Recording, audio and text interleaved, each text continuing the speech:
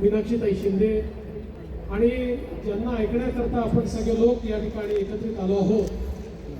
युवा हृदय स्पंदन असं ज्यांना म्हणता येईल असे आमचे मिका सिंग आणि सर्व या प्रतिष्ठानचे पदाधिकारी, उपस्थित सर्व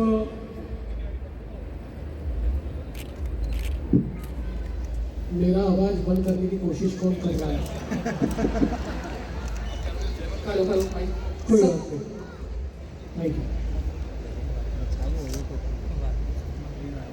मी प्रताप सरनाईक यांचं मनापासून अभिनंदन करतो की ठाणेकरांना त्यांचा आपला महोत्सव, त्यांचं आपलं फेस्टिवल हे प्रताप सरनाईक यांनी दिलं.